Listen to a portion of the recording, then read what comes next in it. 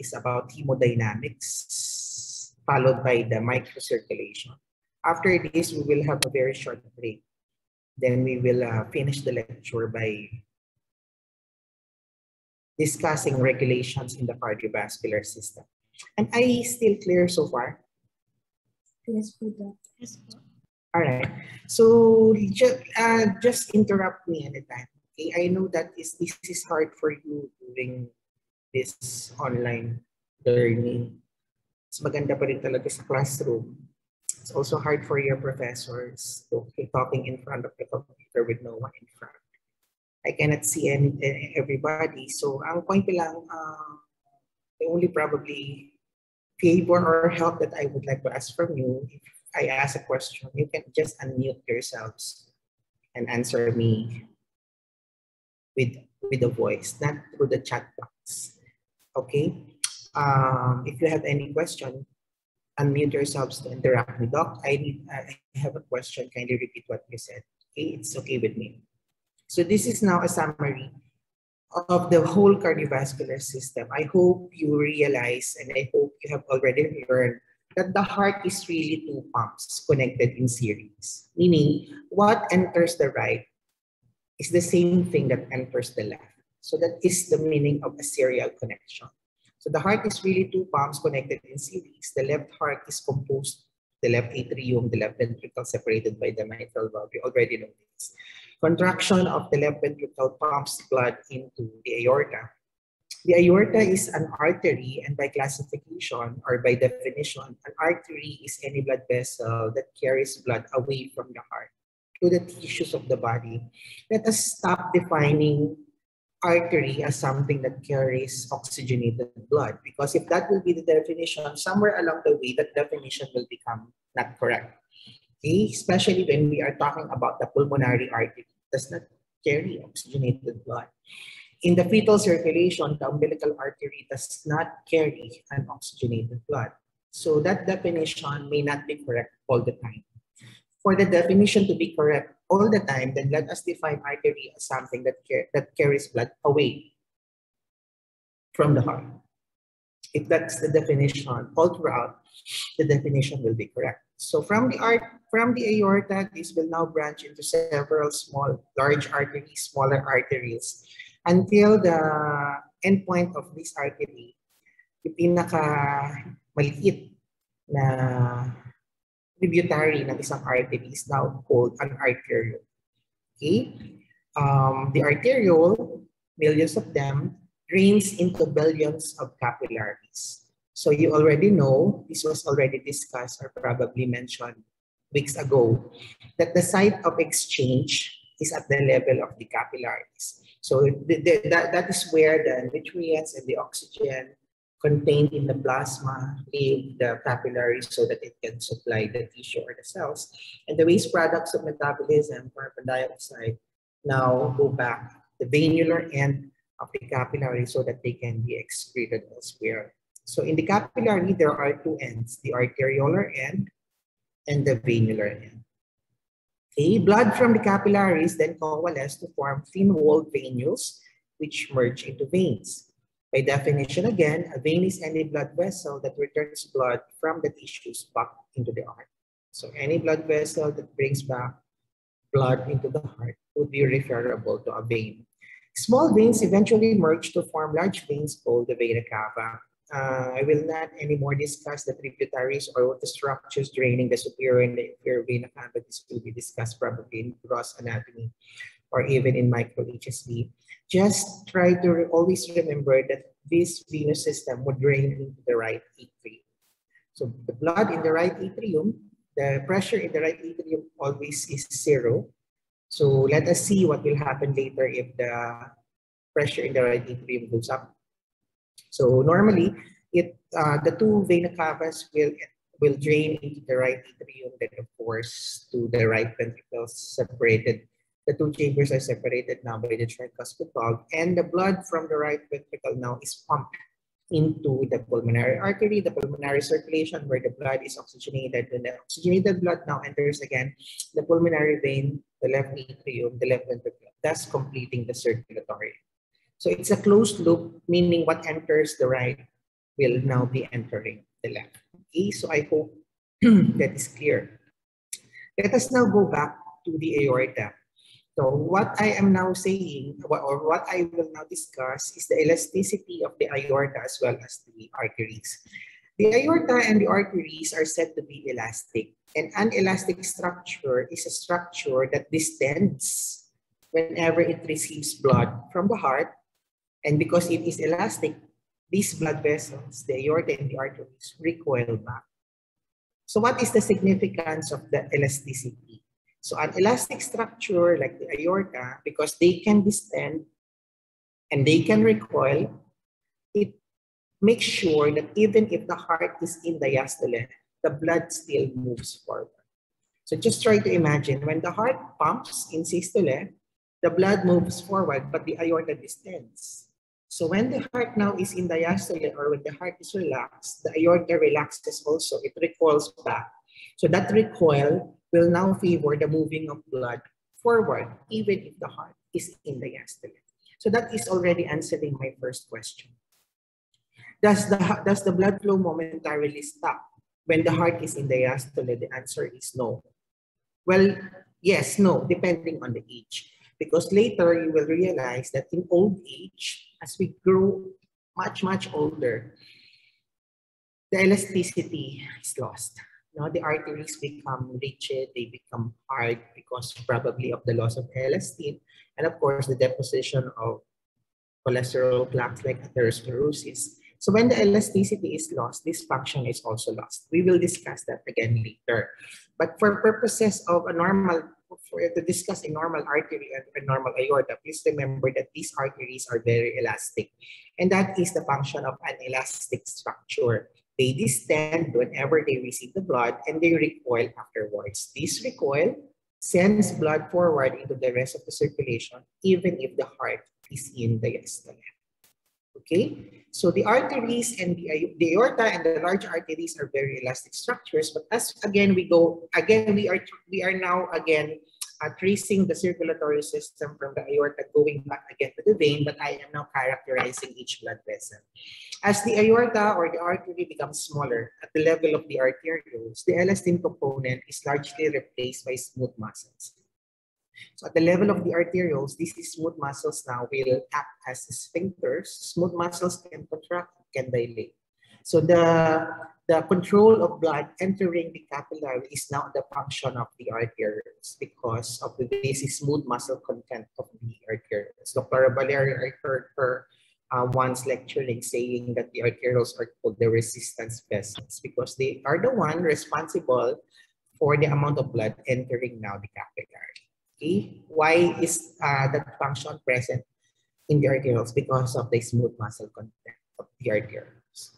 After the arterioles, we now again enter the capillaries. Again, there are two ends, the arteriolar and the venular end, and this is the point where exchange occurs. We will discuss again the capillaries in detail towards the end of the first part when we are already discussing the microcirculation. Let us now go to the veins. After the capillaries, blood will now enter the venules and now the veins. In contrast to their corresponding artery, please remember that the walls of the veins are thinner compared to that of the artery. We will be comparing these two again towards the middle of the lecture. But just try to imagine that the veins, they are thinner. No? And since the walls are thinner, veins are said to contain more blood, 3 times more blood compared to their corresponding artery. That's why if we are to talk about blood vessels, which blood vessels are considered capacitance vessels or reservoir of blood, we are talking about the veins, meaning the blood content in the venous system is much, much greater, 3 times greater than that of the artery. And that is simply because of their thin walls. Veins are not so elastic compared to the artery. What again is elasticity? It is the moving of blood forward even if the heart is in diastole. So one very important question now will arise. How from the venous system kasi, that will now be the type of blood vessel that will bring back the blood to the right side of the heart. So my point is if the veins are not very elastic, And we associate elasticity to something that is moving forward. How does the blood go back to the right side of the heart if it is already in the vein and they are not elastic? Well, there are two reasons. The veins also have smooth muscles. So when the smooth muscles contract, the blood is made to flow back to the right side of the heart. Another reason or another thing is there are one-way valves present in the veins. So when the blood has already passed through that valve, then the blood will not anymore go back. Clinical correlation towards the end. What if the valves are destroyed? This is seen in cases of varicosities. I hope you are already familiar with the word. So simply put, normal muna tayo. There are two reasons why veins are capable of returning blood back to the right side of the heart. Number one, they have smooth muscles that when the smooth muscles contract, ang tawag natin doon venoconstriction. When the smooth muscles of the veins contract and blood is pumped into the right side of the heart. Another thing is the one-way valve present in the veins, all right? All blood vessels, I'm sorry, before I go there, this is the whole circulatory system, and you can notice that 84% of the blood is in the systemic circulation, and only 16% is in the heart as well as in the pulmonary circulation. Now, I hope by this time you are already familiar with what is systemic and what is pulmonary. So right after the left ventricle, you are now entering the systemic circulation. And once you have entered already the right, you are now entering the pulmonary. So that's how we divide the two ways, the two major circulatory systems.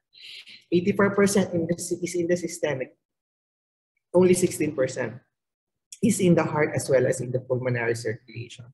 Of the 84% blood in the systemic circulation, 64 is in the veins, and only 13% in the arteries and 7% in the capillaries. So again, this is to prove that 3 times blood volume greater ang nasa veins compared to the arteries. That's why they are considered the capacitance vessels or the reservoir of blood. This is another, I think this is in Bernoulli. This is another representation or a diagram showing you the right and the left side of the heart connected in series, okay, as well as the pulmonary and the systemic circulation. Tingnan nyo na nga sa akin sa screen. The meaning of series is when you enter one compartment, you enter first the compartment before you go to the other compartment. So that's a serial connection. But please remember, apart from the right and left side of the heart, the pulmonary and the systemic circulation, the kidneys and the portal circulation, everything else is connected parallel. So I will leave this up to you to study or to differentiate what's the thing or the difference between a serial as well as a parallel connection. Okay? So before I end, let me just tell, before I end the review of the vascular system, let me just tell you that all blood vessels except the capillaries, they have similar structures. They have an inner layer called the tunica intima, the middle layer called the tunica media, composed of smooth muscles again, and of course the supporting layers outside, which could be composed of collagen and elastin fibers. This is called the tunica adventitia. Pareho lang. It's the same between the veins and the arteries, okay, ang mga structures.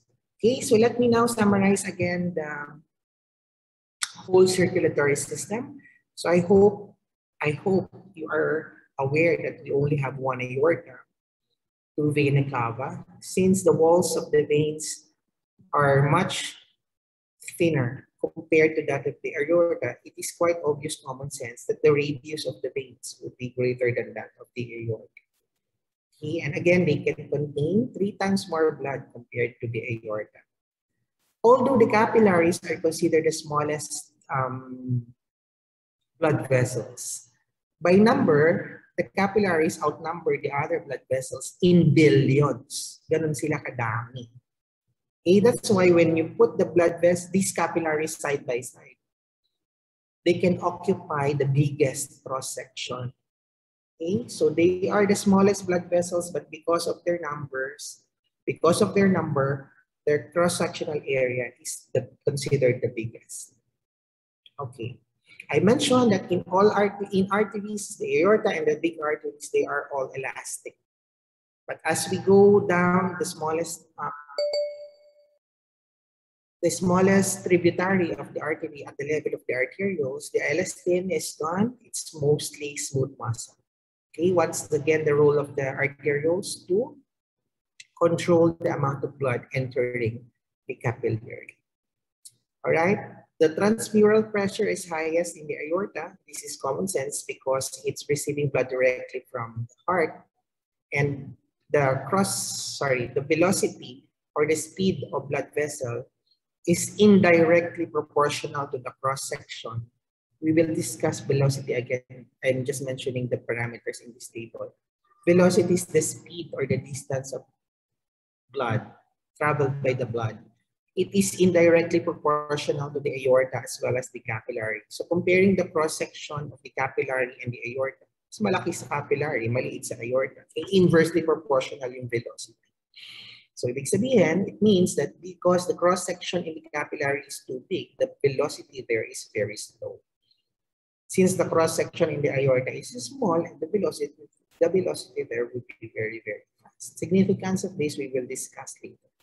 So I am done now with the characterization of the vascular system. That's the first part. We are now entering the second part, and that is now the hemodynamics. But before we discuss it, makulit ako ng konti. No? Sorry, ang point ko lang kasi if we keep on repeating something, baka mas maganda or better ang learning.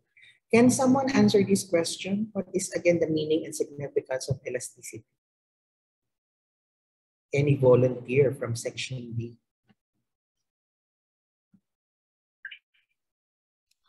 Is it how the Yes, vein? sure, Hans. Yes, po. Yeah. It's how the arteries expand po, due to the force exerted by the blood.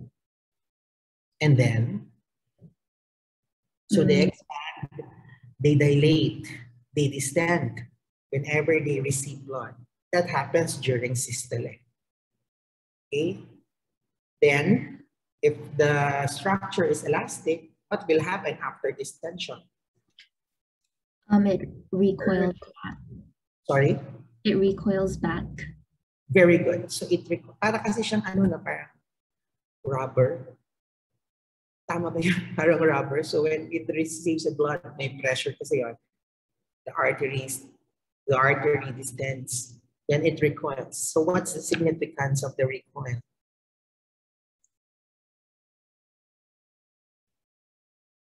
Sure, Hans. I'm still thinking po. Yeah, it's okay, sure. But I appreciate that you volunteered. Is Gail answering? Andrea?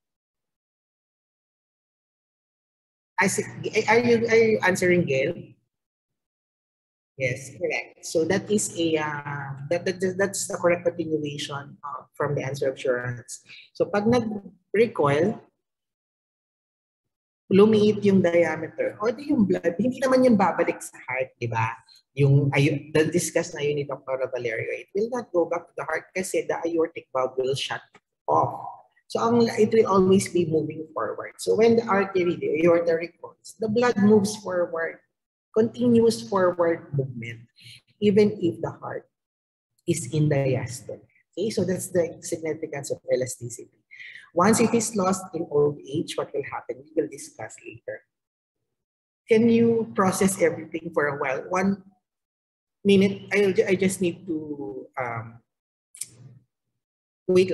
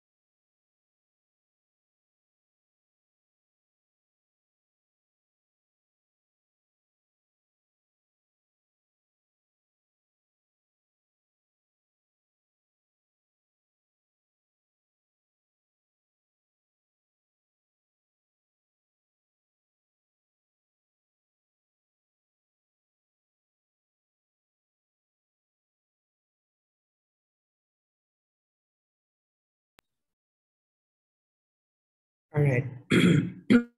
So let us now go to the second part. Okay, and this is now about hemodynamics. I love this picture. It says everything. Okay, so what the left ventricle pumps is what we call the cardiac output. It's the one entering the systemic circulation. Once it has done its purpose, meaning it has already delivered the blood to the capillaries, what returns to the right side is what we call the venous return. And it's the thing that enters the pulmonary circulation. So this is a representation again of the pulmonary and the systemic, the right and the left connected in series.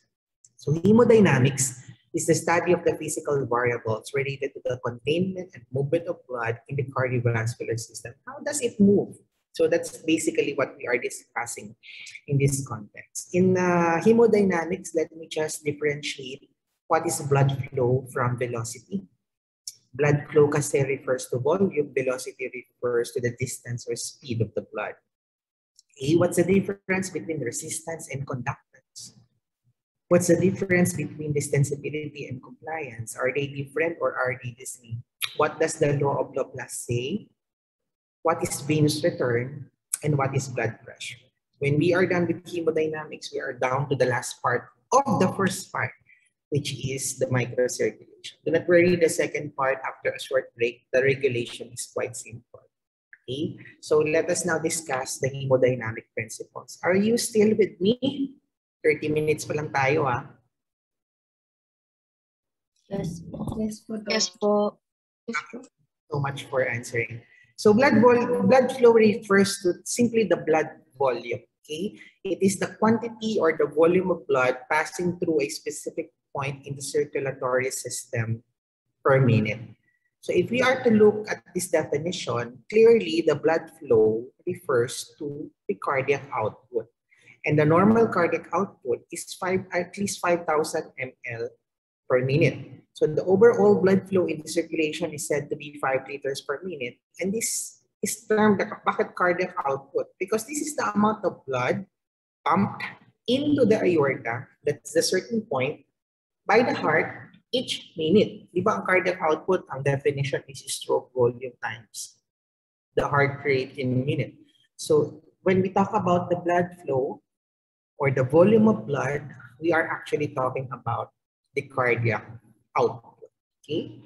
And since I represented the cardiac output using this diagram, it is quite clear, or I hope you can realize, that the volume of blood or the blood flow is determined by two factors: the pressure difference between 2 points and the resistance of the resistance to the blood flow brought about by the vascular wall.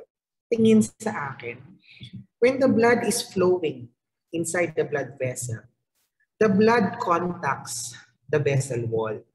So that contact of the blood to the vessel wall creates a friction. So the greater the friction is, the greater is the resistance. Okay? So how do you increase friction? How do you increase the resistance? You have to make the vessel wall closer to the blood flow. When does that happen? When the vessel is vasoconstricted. How do you decrease the friction? Or how do you decrease the resistance? You make the wall farther, or you create a wall that is farther from the blood flow, and that is vasodilatation. Okay, so the friction or the resistance is created by the friction, and this can actually be increased or decreased by vasoconstriction or vasodilatation. Let's go back again to the blood flow. The relationship of the blood flow or the volume to the pressure difference and vascular resistance is clearly expressed using the Ohm's law, which states that the blood flow or the volume flow is directly proportional to the pressure and indirectly proportional to the resistance. So meaning this is very simple. Do not be intimidated by the formula. Okay? The volume flow or the blood flow is increased whenever the pressure difference is high. The volume flow or the blood flow is low whenever the resistance is high. So how do you again increase the resistance? You increase the friction. You make the wall closer to the blood. How do you do that? Vasoconstriction. How do you decrease the resistance? You make the blood flow farther from the wall. How do you do that? You dilate the vessel. Okay, so that's how we present blood flow or volume. Blood flow can either be laminar or turbulent as well. So this is a second way by which we can actually probably describe blood flow. Kanina volume lang, and the association of this blood flow to the pressure as well as the resistance. Now, blood flow can be described in another way, and that is through its type of flow. It can be laminar or turbulent. So this is a laminar flow, and this is a turbulent flow. Just to summarize it, I just would like to tell you that when the flow is laminar, it does not create a sound. So if you are trying to listen to the blood flow dun sa blood na dumadaloy sa brachial or mahabang brachial artery, you will not hear a sound. But there are times that when there are some factors are present, when the blood flow becomes turbulent, it now has a sound. So this is the second way by which we can describe the flow, laminar or turbulent. Laminar flow does not have a sound, turbulent flow has a sound. Let's discuss first what a laminar flow is. It is said that when blood flows at a steady rate through a long, smooth blood vessel, it flows in streamlines, with each layer of blood remaining the same distance from the vessel wall. This is what we call the laminar flow. In a laminar flow, the velocity of flow in the center is far greater than that toward the outer edges. Why? This is because the one closer to the vessel wall, friction, nakadikit dun sa wall eh. The one closer or closest to the wall is barely moving. And the one at the center is very fast because it is farther from the wall. So the profile of a laminar flow is said to be parabolic. This happens when the blood is flowing through a long blood vessel that is smooth and the rate of blood flow is not too much. Again, when the flow is laminar, there is no sound. We will discuss this again later. No? Promise, we will go back and you will understand it better. Just try to remember that when the flow is laminar, there is no sound. And in a laminar flow, the layer of the blood at the center is fastest compared to the one closer to the wall. Common sense, friction kasi. So as the layer advances to the center, the layer becomes faster. Each layer becomes faster than the other one. That's why the one at the center is the fastest, creating a parabolic profile. When the rate of blood flow becomes too rapid, when there is an obstruction in the circulatory system, or when the blood vessel is angulated, right angulation, or when the vessel is no longer smooth, the laminar flow disappears. It becomes turbulent. So in a turbulent flow, the blood flows crosswise in the vessel as well as along the vessel. Magulo, para siyang current, no? And when the flow is turbulent, as I have said, there is a sound. We will discuss this later again. Why is laminar, there's no sound, and turbulent flow, there is a sound? We will discuss that later. Just try to remember the basics. Okay, so this is a laminar and this is a turbulent flow. There is a so-called number, the Reynolds number, which actually predicts the probability of turbulence. It is said that when the Reynolds number is high, the flow is turbulent. Okay, so it's safe to say that when the Reynolds number is high, you can hear a sound because the flow is turbulent. What increases the Reynolds number? The velocity, the diameter, and the density of blood. Meaning increasing the velocity, increasing the diameter of the blood vessel, increases the Reynolds number, and that will make the flow to become turbulent. The indirectly proportional thing with regard to Reynolds number is the viscosity. What is the primary determinant of the viscosity? The red blood cells. So when one is anemic, the viscosity is decreased. The Reynolds number is high. So when one is anemic, you expect that the blood flow is turbulent. You can hear a sound. Okay? So again, please remember that the Reynolds number is directly proportional to the probability of turbulence. The Reynolds number is increased by velocity, diameter of the blood vessel, and density. It is indirectly proportional to the viscosity. Can you please answer the next question?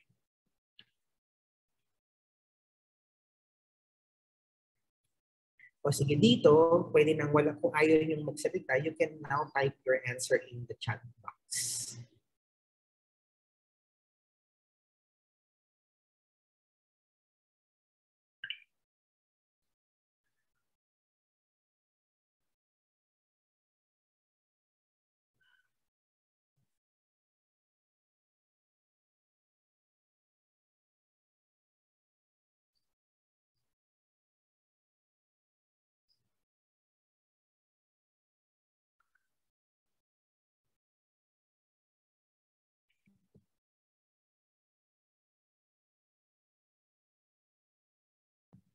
Thank you, Marjorie and Pam, for answering.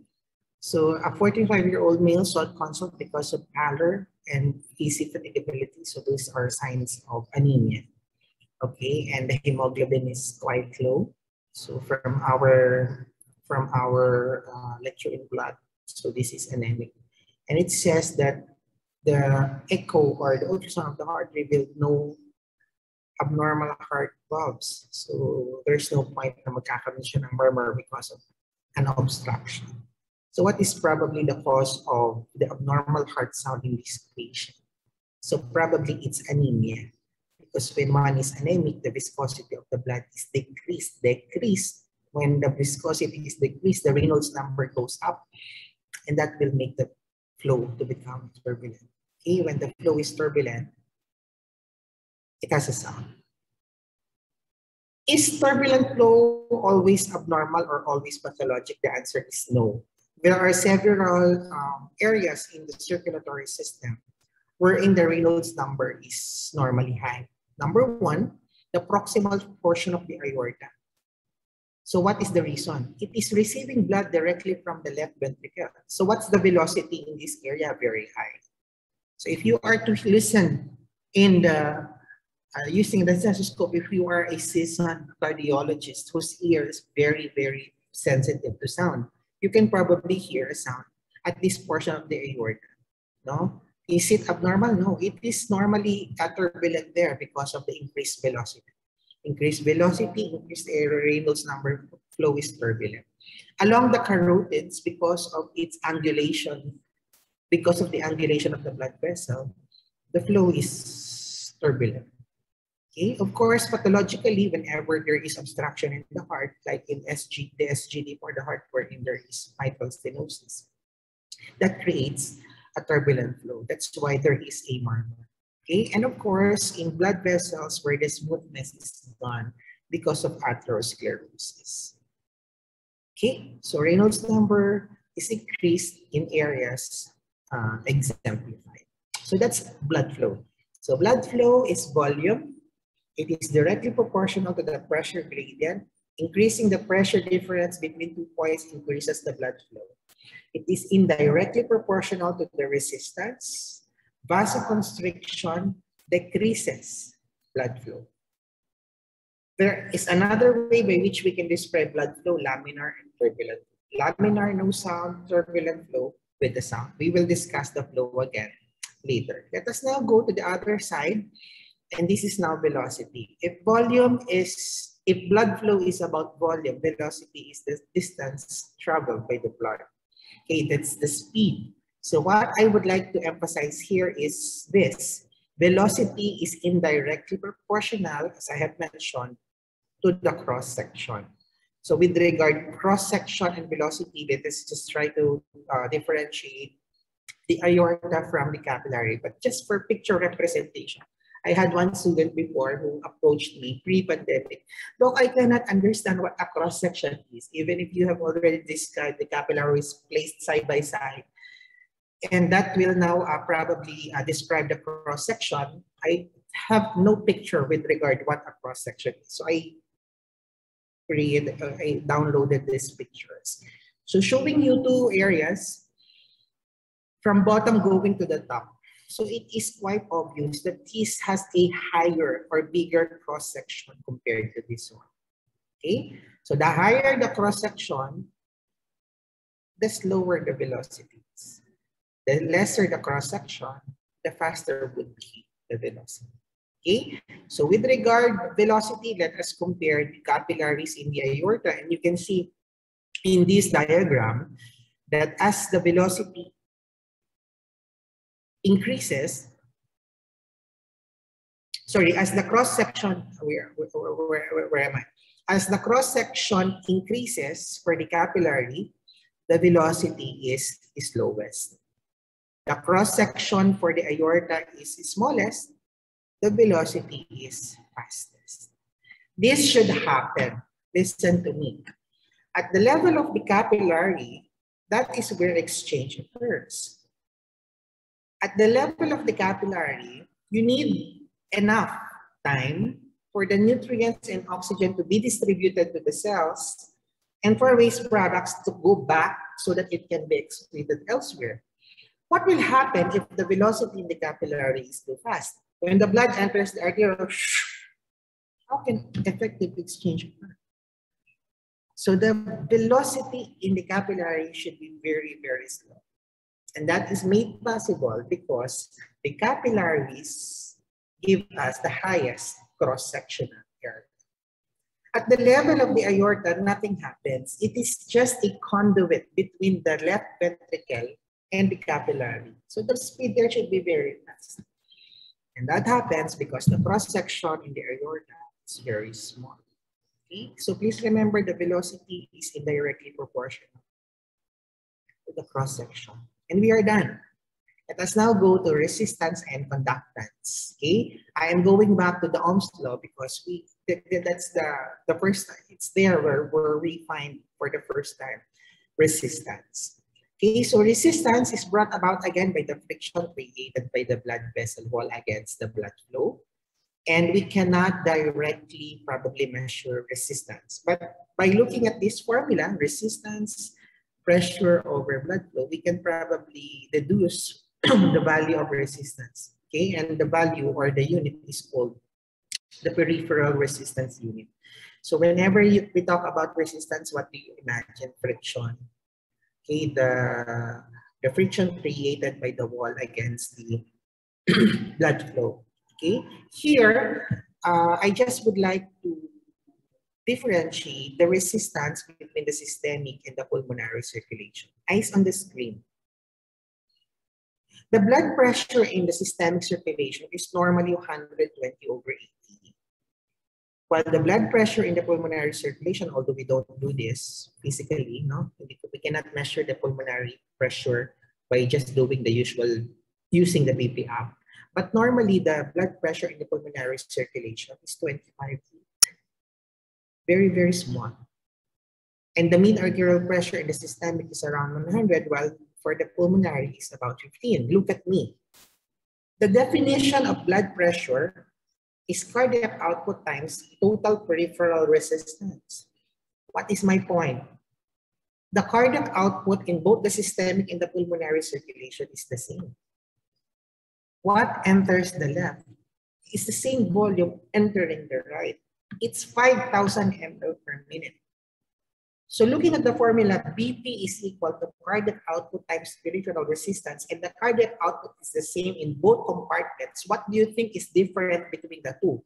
Why the systemic circulation is higher compared to the pulmonary circulation? Probably with the aspect of, sa aspeto ng resistance. Dun sila nagkaiba. Kaya mas mataas ngayon ang BP sa systemic compared sa pulmonary. And that is the thing that I would like to prove to you, that the resistance in the systemic is greater than the pulmonary. And it is derived from this formula. It's resistance times pressure over the blood flow. Okay, so this is now the PRU for the systemic circulation. In the systemic circulation, the change in pressure from the systemic arteries to the vein is 100 millimeter mercury. The blood flow is the same. It's 100 ml per second. Ito yung 5,000 ml per minute. So by second, it's 1,000 ml per second, 100 ml per second. So what is now the PRU in the systemic circulation? 1. Vasoconstriction increases the PRU to 4. Vasodilatation decreases the PRU to 0.2. Why? You already know this. In the pulmonary circulation, on the other hand, the pressure in the pulmonary circulation is 16 and the left atrium is 2, meaning the pressure difference is 14 against a blood volume that is just the same, 100 ml per second. So what is now the PRU in the pulmonary circulation? 0.14. Pareho ang cardiac output in both compartments, but the total peripheral resistance is much higher in the system. So if you are to compute linear formula, the BP in the systemic will always be higher compared to the pulmonary. Okay. In SGD, the first SGD, am I correct? Sorry, may SGD ko yung mamaya. Tama ba? Sa heart? Yes, po. About ano na yan, di ba? About yung may mga edema na. So ang point dito, last SGD, I think you had the basic SGD pero under the context of a mitral stenosis, and we've been defining what congestive heart failure is, and most of you are saying, where is congestive heart failure whenever the right fails and the right fails ahead of the left. So between the left and right side of the heart, which fails first? It's the left, because the left is always exposed to a higher resistance compared to the right. So if you will be asked, I hope you will remember this when you go to pathology or in the clinics, what is the most common cause of right-sided heart failure? It's the failure of the left. So when the left fails, magbabackflow ang blood, magkakaroon muna ng increase in pulmonary pressure, then eventually the right side will fail. And why does the left fail ahead of the right? The reason is very simple. The resistance in the left is greater compared to that of the right. And in normal blood pressures, the blood pressure in the left is higher than the right because of the difference in resistance. Okay, so I hope that is clear. Let us now go to the opposite of resistance, and this is now conductance. Conductance is a measure of blood flow in a vessel. It is therefore evident that conductance is the exact reciprocal of resistance. Kanina, pinag-uusapan natin yung hirap, yung difficulty in blood flow because of the resistance. Now we are talking about measure of blood flow naman, and this is called conductance. Okay? It is said that the diameter of the vessel can change its conductance tremendously. For you to better understand this principle, let me give you 3 blood vessels of different diameters. The first vessel has a diameter of 1, the second vessel has a diameter of 2, and the third vessel has a diameter of 4. Can somebody tell me the blood flow in each vessel? Looking at the picture. What is the blood flow in diameter 1? What is the blood flow in diameter 2? And what is the blood flow in diameter 4? Somebody? For one, Yes. I believe it's like slow since it's closer to the walls. Yeah, you just have to mention for vessel 1, the flow is 1 ml per minute. Oh, ano po? Basahin mo lang yung flow na naka-indicate dun sa vessels. For vessel 1, the flow is 1 ml per minute. Oh, 1 milliliter per minute. And then for 2, it's 16. And then for the last one, it's 256 milliliters per minute. So thank you. So the point is, why is the flow too high when the increase in the diameter is just that big? From 1 to 2, the difference is 1 against 16. From 2 to 4, the difference is 16 against 256. Okay, and this is the explanation. Conductance, or the measure of blood flow, is directly proportional to the diameter raised to the 4th power. Meaning, from a diameter of 1, increasing the diameter to 2, increases the flow by 2 times 2 times 2 times 2. Increasing the diameter of the vessel from 2 to 4 increases the flow by 4 times 4 times 4 times 4. So it is raised to the fourth power. Let us now go back to my initial statement. What is the primary determinant of blood flow to the tissue? The tissue's need for nutrients. So if the tissue need is great, the tissue will just dictate its arteriole can dilate a bit. Okay? And that small dilatation of the arteriole will already bring about significant increase in blood flow, because the increase in flow will always be related to the increase in the diameter raised to the fourth power. Okay? That is conductance. Just to give you a video so that you can probably clearly see this, the principle of conductance. Here's a video.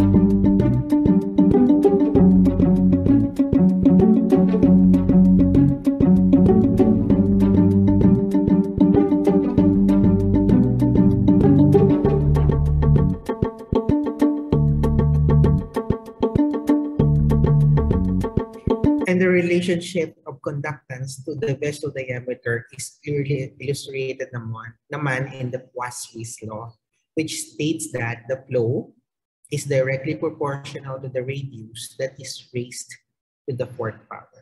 Okay? A simple little dilatation from the arterioles will already cause tremendous increase in blood flow. Okay, just to give you this diagram. So it is said that when the pressure is around 50 millimeter mercury, the flow is 1 ml per minute. Increasing the pressure, normally, this is normal vessel diameter, increasing the pressure to probably by 50 millimeter mercury increases the flow from 1 ml to 4 ml. And that is quite obvious because in the Ohm's law, blood flow is directly proportional to the pressure difference. Okay, so increasing the pressure increases the flow. But the point here I am presenting you this is because if there is a concomitant change also in the vessel diameter, then the blood flow will be much, much greater. Okay, whenever there is a sympathetic stimulation sa green, so when sympathetic stimulation is there, the blood vessels are constricted. Look, no matter how much you try to increase the pressure, the blood flow is just very low. Kasi masyadong mataas yung resistance or yung friction. But when there is vasodilatation, even with a very, very small pressure, the blood flow is already great. Poiseuille's law. Question. What causes the blood vessels to dilate? Is it the sympathetic or the parasympathetic nervous system?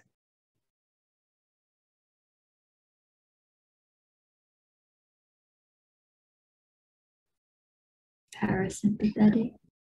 Assurance? Can you repeat your answer? Oh, parasympathetic po. All right, Assurance, your answer is not correct. But I would like to commend you for answering, because now that I am correcting you, probably you will no longer forget this.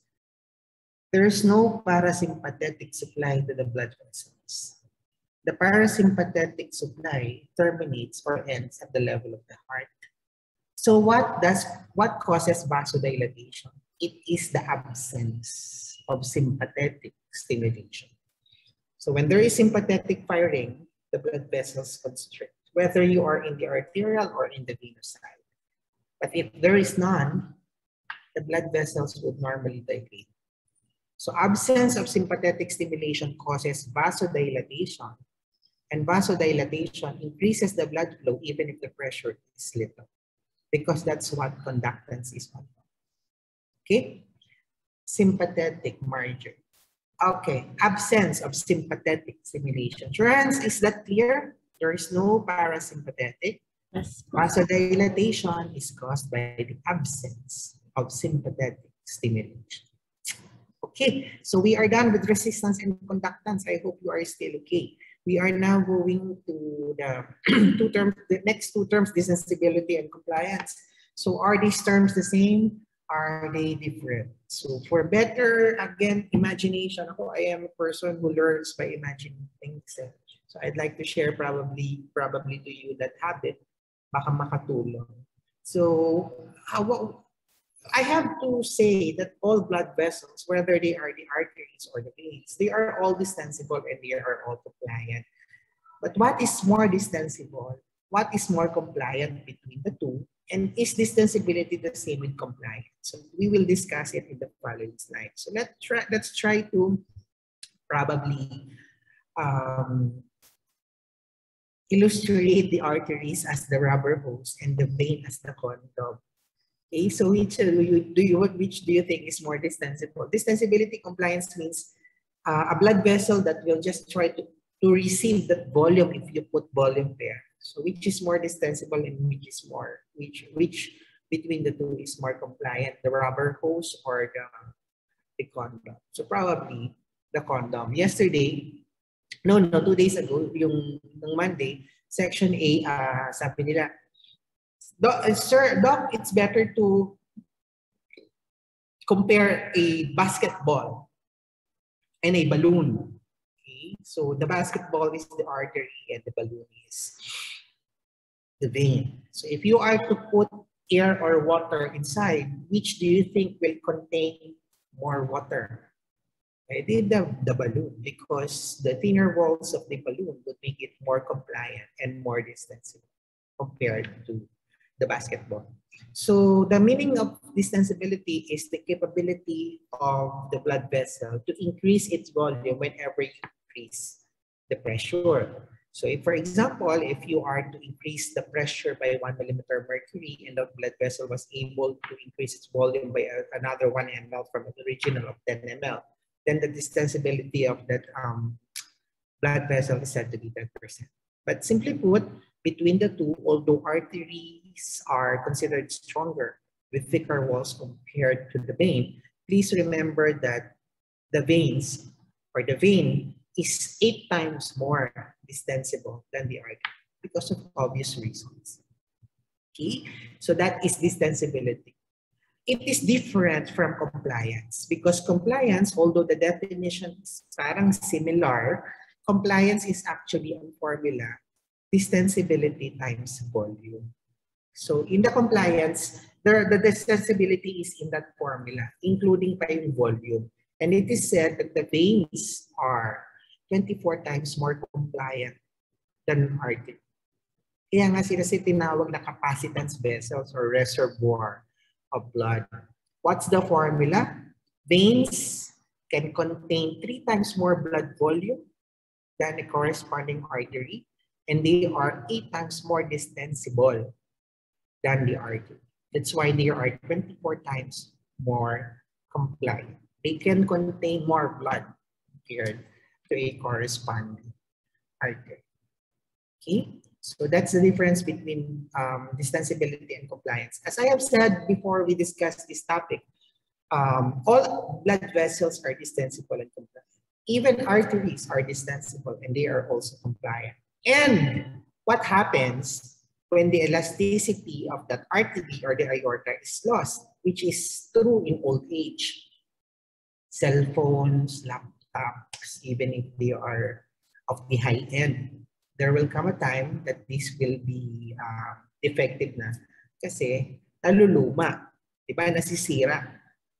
Kahit nga ang tao, kahit gaano pa ka-healthy, will come a time, natatanda ka pa rin. So that's true with blood vessels. Even if arteries in the aorta are considered elastic structures, there will come a time that this elasticity is lost. So that happens in old age. What did Sherhans a while ago? Was it Sherhans who answered elasticity a while ago? What did you say with regard to elasticity? Forward flow, even if the heart is in diastole. So in old age, when the elasticity is gone, Do we expect the blood to move forward when the heart is in diastole? The answer is no.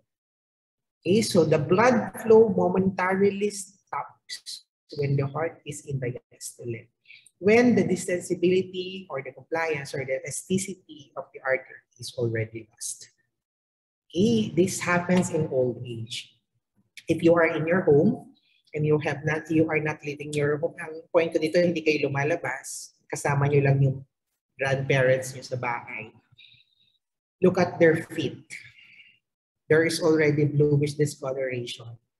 This signifies that there is not that area of the extremity is not properly perfused, because during old age the elasticity is lost, and when the heart is in diastole, the blood also momentarily stops. Okay, so this is something that is true in old age. Okay, let's now go to the third to the last parameter in hemodynamics that we will be discussing this morning. So this is the law of Laplace. I'll keep it simple.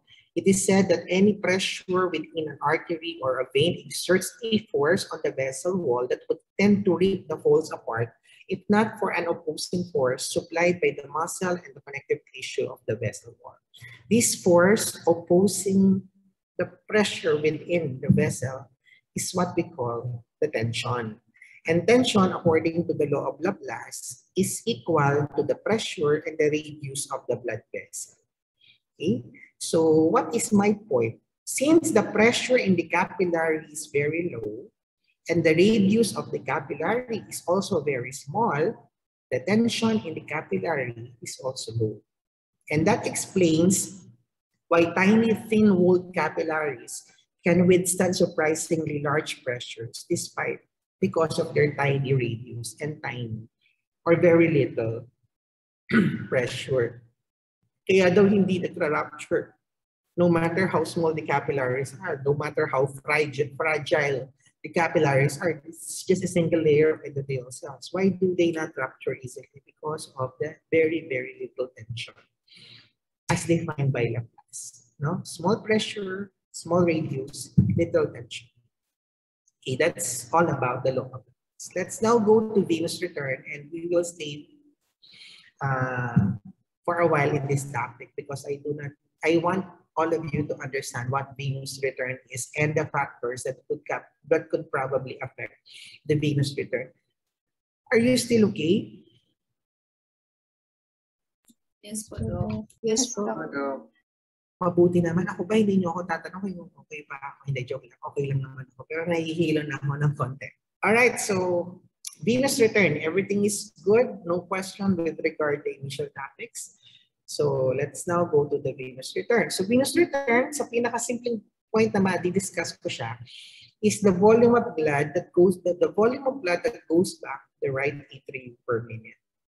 Okay, and since again this is a closed circulatory system, closed circulatory loop, if I am to ask you what is the normal volume for the venous return, ito pareho lang ng cardiac output, 5,000 ml per minute. Okay, the next slide, just look at it, do not be intimidated. I will explain this to you very clearly. These are the factors that will affect the venous return. These are the factors that would probably decrease or increase the venous return. First of all, I would like to define what MCSFP is. MCSFP is the mean circulatory static filling pressure. According to the definition, when the blood flow stops, huminto yung blood flow, it still creates a pressure. And that pressure is what we call the mean circulatory static filling pressure. It is said from this formula that the mean circulatory static filling pressure is directly proportional to the venous return. Meaning, increasing the MCSFP increases the venous return. And it is the same for the opposite. Decreasing it decreases also the venous return. The mean circulatory static filling pressure, on the other hand, is directly proportional to the total blood volume. Meaning, increasing the total blood volume increases the venous return. I hope that's clear. The compliance of the veins is indirectly proportional to the mean circulatory static filling pressure, meaning increasing the compliance decreases the venous return. Look at me. Doc, what's the meaning of compliance again? Di ba, compliance is the ability of the vessel to contain the blood whenever you fill it with blood. Look at me. If the venous system has increased compliance, it means that when the blood enters the venous system, the veins will just dilate because it is too compliant. When that happens, the compliance of that vein is very high, the venous return will go down. Kasi nandun lang yung blood sa venous system because its compliance is too high. How do you promote venous return? How do you make the blood go back to the right side of the heart? You have to decrease the venous compliance. How do you do that? You make the veins contract. Venoconstriction. So when there is venoconstriction, the compliance goes down, the MCSFP goes up, the venous return goes up. So you promote venous return whenever there is vasoconstriction of the venous system. Because when you constrict the veins, you decrease its compliance. When this is low, the venous return is promoted. I hope that's clear. One factor na lang, and that is the right atrial pressure, otherwise known as the central venous pressure. The right atrial pressure, the pressure in the right atrium is normally 0. When the pressure in the right atrium is increased, it is difficult now for the superior and the inferior vena cava to enter the right atrium. So that's what is being said here. If the CVP or the right atrial pressure is high, the venous return goes down. Minus CVP kasi. So it's indirectly proportional again. So what are the factors promoting venous return? MCSFP, blood volume. What is indirectly proportional to the venous return? Venous compliance and the right atrial pressure. Okay, so looking at this diagram again, so strong sympathetic stimulation to the venous system, green, increases the venous return. Because strong sympathetic stimulation to the venous system decreases the venous compliance. So when the venous compliance is decreased, meaning the veins are constricted, it promotes venous return. Strong or complete sympathetic inhibition of the venous system increases its compliance. Pag masyadong mataas yung compliance, nandun lang yung blood sa veins. When that happens, venous return goes down. I hope that's clear. The right atrial pressure is normally 0. Increasing it, very, very obvious. It is difficult to enter now the right atrium. Venous return goes down. I would like you to answer this question. Okay, this is not too much because some points are defined. Okay, but I would like you to answer this question. Kindly chat, put the answer in the chat box. I'll be back.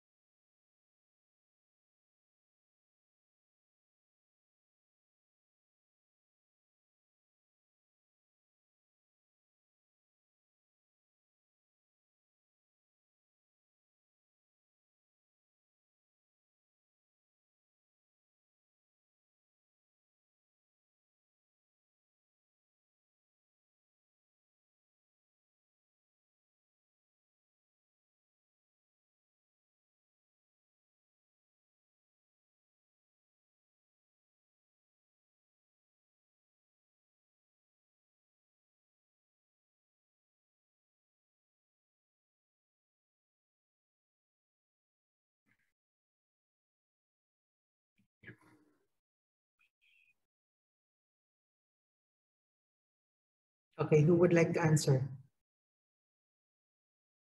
Doc, try lang po. Okay, who would like to answer? Anybody? Increase compliance, increase the effort. Andrea? I'm not sure po, Doc, with my answer po. Okay, do not ever say that. Sabi ko nga sa inyo, participating in a class like this, answering the question, regardless kung sure ka man o hindi. Kaya ka nga tinatanong para malaman ng professor na kung tama or mali. Even if it is not correct, okay lang yun. Kasi when you are already corrected, probably you will no longer forget. So what is your answer that is not so sure? I'm not sure po sa letter C po, increase in venous compliance. So, if increase po yung compliance, mag-increase din po yung diameter and magdi-decrease, result po ng decrease ng blood pressure. So you are actually being asked here, what is the cause of the decrease in the blood pressure? Tingin muna sa akin. Whatever enters the heart is pumped by the heart. That is according to the Frank-Starling's law. Okay? Meaning, if there's too many venous return, that will probably be increasing the cardiac output as well. On the other hand, if the venous return is decreased, mababa, what enters the heart is pumped by the heart. So mababa rin yung cardiac output. So in this case, it is quite obvious that the cause of the decrease in BP is the decrease in venous return, brought about by the increased compliance of the veins. So what increased the compliance of the veins? The spinal anesthesia. So it's not unfair question because nilagay ko naman dyan, spinal anesthesia causes venodilatation. So when there is increase in venous dilatation, you are basically increasing the venous compliance. So when the compliance is increased, Andrea, what happens to the MCSFP? When the compliance is high, the MCSFP is low. And when it is low, the venous return is low.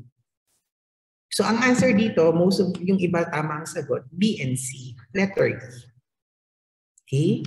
Walang sasagot dapat ng A because wala namang pinag-usapan na binigyan natin ng volume yung patient. So the cause of the decrease in blood pressure here is brought about by the one, increase in venous compliance, and second, the decrease in venous return. Okay, Andrea, is that clear? Everything is it clear for everybody? Yes po, Doc. All right, so that is, or those are the factors that probably may nagtanong sa akin, Dok, bakit ba kasi binigyan daw ng anesthesia? Eh, kung hindi mo bibigyan ng anesthesia, paano mong hihiwain ngayon yung tiyan? Hindi namatay din yung pasyente because of pain.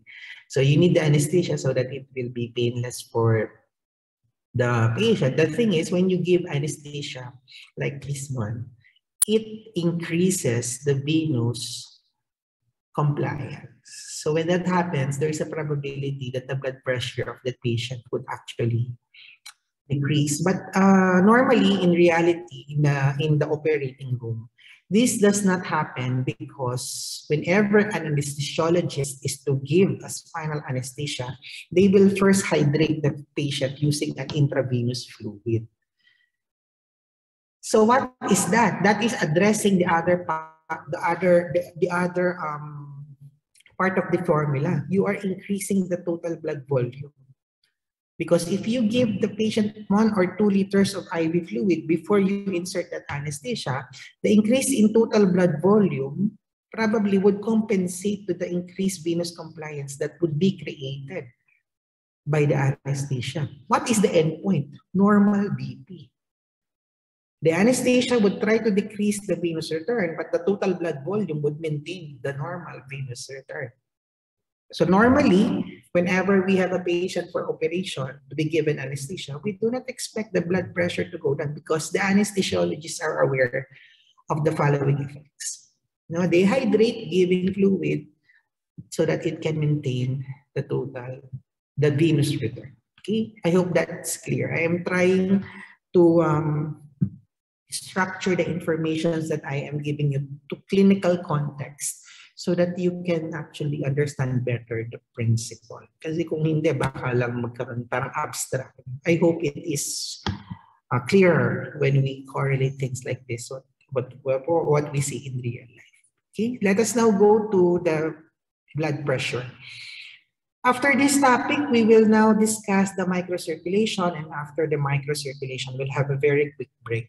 Okay, so for the blood pressure, very, very simple. The blood pressure, 120/80. So there is a systolic and there is a diastolic pressure. So systolic pressure is the highest pressure in the artery at systole, and diastolic pressure is the lowest pressure in the artery at diastole. The difference between the systolic and the diastolic pressure is what we call the pulse pressure. Just to make this clear, 120/80 ang normal BP. What's the pulse pressure there? It's 40. Okay. MAP is different, or the mean arterial pressure, because this is the average arterial pressure more measured over time. There are other formulas by which we can probably compute for the MAP, but this is how I compute it. I get 1/3 of the pulse pressure and add it directly to the diastolic pressure. Okay, so if you are computing for the MAP and you are not sure if your answer is correct, right or wrong, always remember that since you are adding directly 1/3 of the pulse pressure to the diastolic pressure, it should always approach, the MAP should always approach the diastolic. Mas malapit siya sa DP. Kasi i-add mo directly yung 1/3 ng pulse pressure to the diastolic. No? So that's the MAP. The formula for BP, as I had mentioned a while ago, when we are trying to differentiate the resistance in the pulmonary and the systemic circulation, is this. So any increase or anything that will alter the cardiac output or the total peripheral resistance would probably definitely alter also the blood pressure, because the formula is linear. This is a diagram showing you the pressure differences in the various portions in the circulation. Systole, diastole, systole, diastole. That's why there is 120/80 there. And it is clear that the pressure in the systemic is much higher compared to the pulmonary because of the difference in their resistance. The highest drop in blood pressure is usually encountered at the level of the arteriole. Kasi ito yung nagre-regulate ng pasok ng blood sa capillary. You encounter there the highest drop in BP. Why is there no BP reading, or why is the pressure in the venous system very, very low? Very simple ang answer. Compliant ang veins. Very, very compliant. 24 times more compliant. That's why whenever you put blood there, unless there is severe or strong venoconstriction, the blood will just be there. So there is no pressure. These are the factors that could probably affect the BP. Alam mo, when I was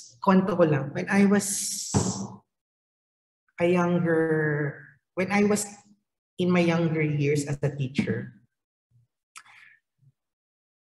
I always tried to give everything to the students. Meaning, had this been like 13 years ago, I would explain to you in details what would be the effect of blood volume compliance, cardiac output, TPR to the BP. But I realized as I become older in teaching, that spoon feeding may not be very good for all of you. Because yung attitude, ang nangyayari parang you just wait for things to come.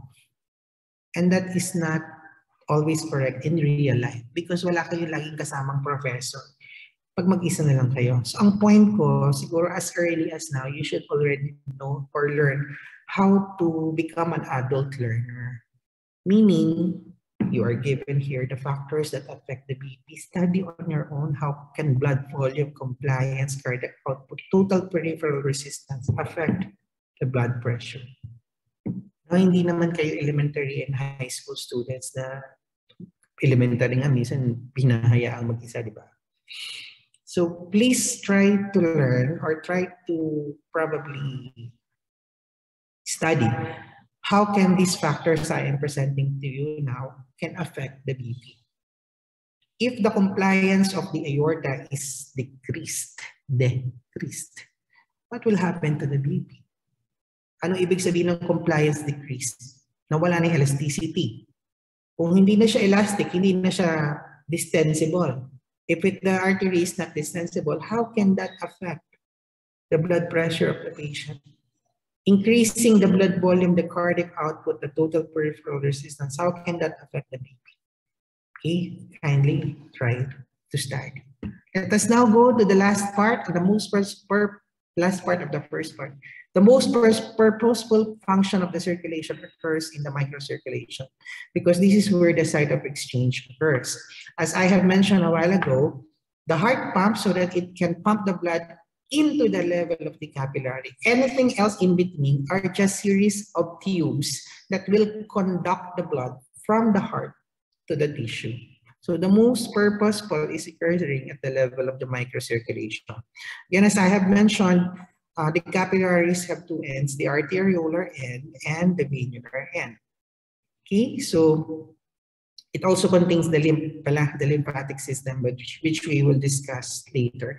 With regard histologic, anatomic picture of the endothelium, I'll just leave this up to gross and micro HSB to discuss. And these are the several functions of the capillary. There are 4 Starling forces that I would like to emphasize. And these 4 Starling forces will determine whether there is filtration or reabsorption. When we had our lecture in blood physiology, I only mentioned 2, the capillary hydrostatic and the capillary oncotic. The direction of the plasma is opposite, okay? There are other 2 factors that I would like to mention now, but these are constant factors, the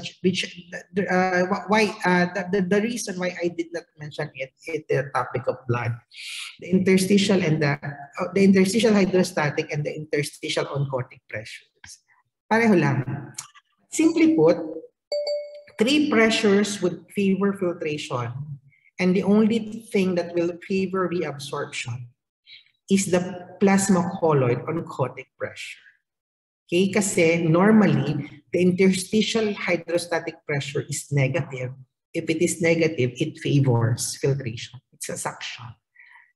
And it is said that when you compute for all these pressures and the net filtration pressure is positive, filtration will occur.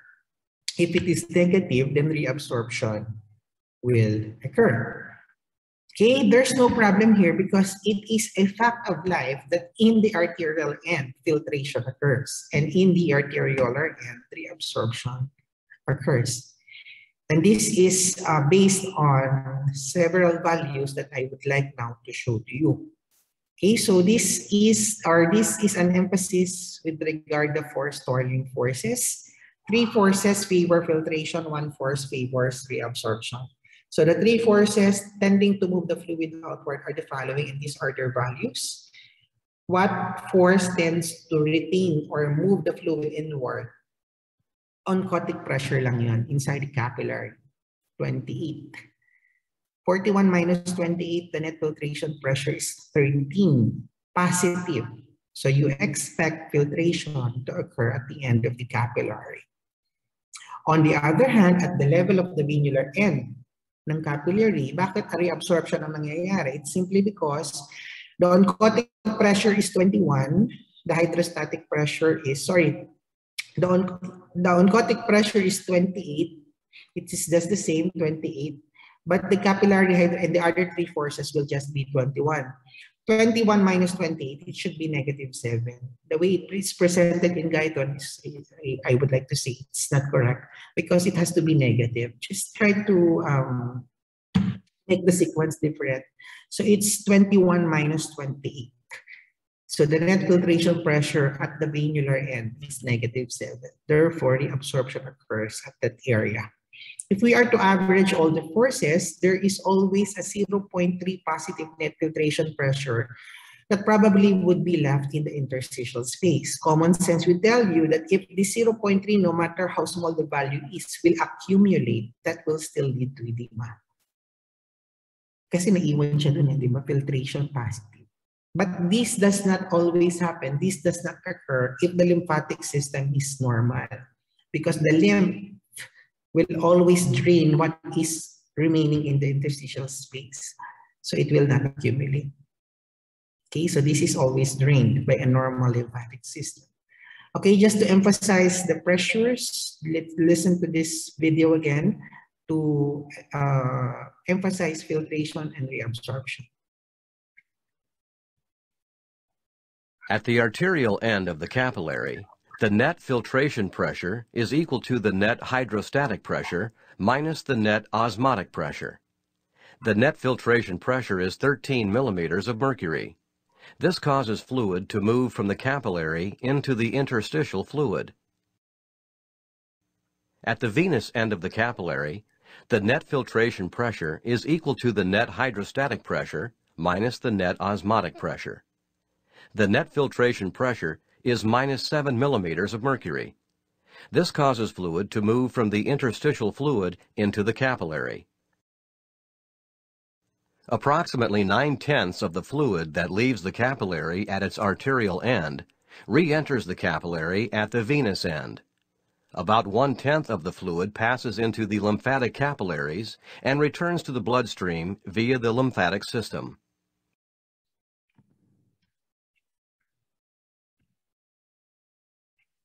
Okay, I hope that's clear. So let us now go again to the factors that could probably promote edema.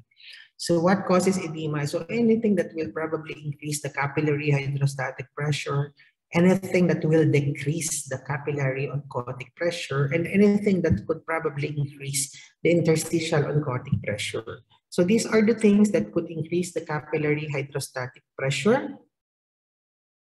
Tingin sa akin, the hydrostatic pressure in the capillary is dictated by the pressure elsewhere. So increasing the BP, increasing the total blood volume, increases the capillary hydrostatic pressure, and that will favor filtration. Clear? Tingin pa rin sa akin. Anything that will dilate the arteriolar end increases the amount of blood entering the capillary. Kung hindi maganda ang drainage nun, mag-filter yun. So it favors filtration. Even if the blood in the capillary is normal, even if the capillary hydrostatic pressure is normal, if the venous system is obstructed, remember the blood is flowing in one direction. Artery, arterial, capillary, venular system, vena cava. If there is an obstruction in the venous system, the drainage, the blood will just stay in the capillaries. That increases the capillary hydrostatic pressure. That causes edema. So all of this, venoconstriction, increased venous pressure, will promote increase in capillary hydrostatic pressure, leading to edema.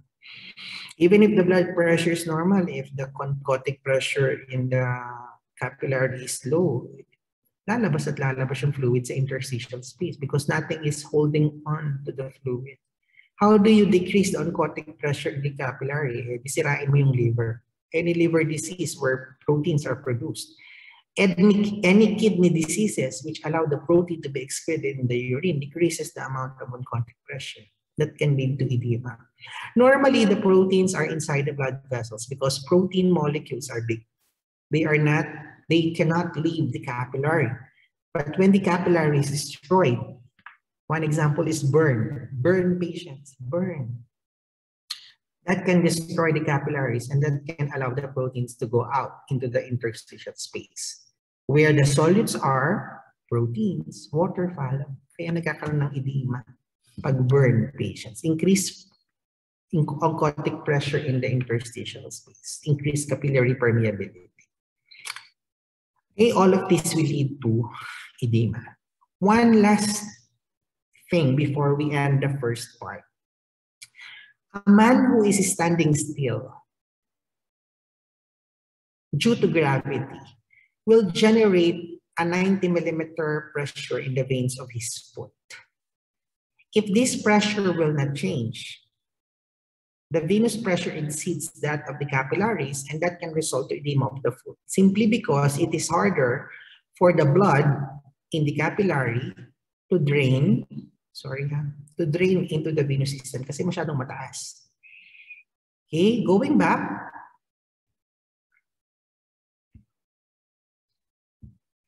if you are standing for a quite prolonged period of time, diba, parang sometimes you will complain, my feet are already aching. That is simply because you are developing now edema in the feet. And it is now hard for the oxygen and the nutrients to be transmitted from the capillaries to the cell because there is already a fluid intervening in between. However, if you will move your foot, the simple contraction of the skeletal muscle of your legs will already pump the blood into the right side of the heart, thereby decreasing the pressure in the venous system. So even if you are standing during the whole day, but if you keep on walking, edema must not occur. So this only occurs if you are standing and you are not moving. All right, and that happens probably in certain jobs like this, or in certain conditions wherein there is a block in the flow of blood in the vena cava, like in pregnancy. That's why in pregnant patients, it is quite common to see edematous legs, simply because the pressure in the venous system is high. It's quite difficult to drain into the venous system. And when that happens, the capillary hydrostatic pressure increases, causing edema. All right, and if this is happening repeatedly for a prolonged period of time, the valves of the legs, the one-way valves I have been telling you a while ago, causing venous return, can be destroyed. And when that happens, the blood will just go back and forth into that part of the venous system, and that can lead to the dilatation of the veins. That's the pathophysiology behind varicosities. Why are varicosities common among teachers? Sales, ano nga ulit ang tawag doon, Andrea? Yung mga nasa department store, promodizers. Dati nung mga time namin nila Dr. Valerio, mga matanda na kasi sila. Tawag nila mga sales lady, sales clerk. Ngayon yata promodizers na ba? Am I correct with the term? So common, yes. Common among people, no, na hindi gumagalaw, nakatayo lang. So the venous pressure because of gravity is always high. So the veins can be distended, that can destroy the valves. That's the reason behind varicosities. Okay, and in summary, these are the causes of increased interstitial fluid volume and edema. Anything that will increase the hydrostatic, decrease the oncotic, increase the capillary permeability, and lastly, anything that could probably impair the function of the lymphatic system. Whenever there is an increased thing, di ba, lagi normally may 0.3, this will just be drained by the lymphatic system. However, if the lymphatic system is blocked, there are so many things that can block the lymphatic system. One example is breast cancer. Another common example, common among you, probably medtechs, parasitic infections like filariasis. Okay, so the worm blocks the lymphatic system, and that can lead to edema of the extremities, which they call elephantiasis. No? So why is there edema? May problema ba ito sa capillary hydrostatic, oncotic pressure, or whatever? Probably wala. Ang may problema is the lymphatic system, and the blood cannot drain. Or the fluid or the plasma in the interstitial space accumulates, cannot drain anymore, cannot be drained by the lymphatic system. Kaya nagkakaroon ng edema. And that ends the first part. Okay, any questions?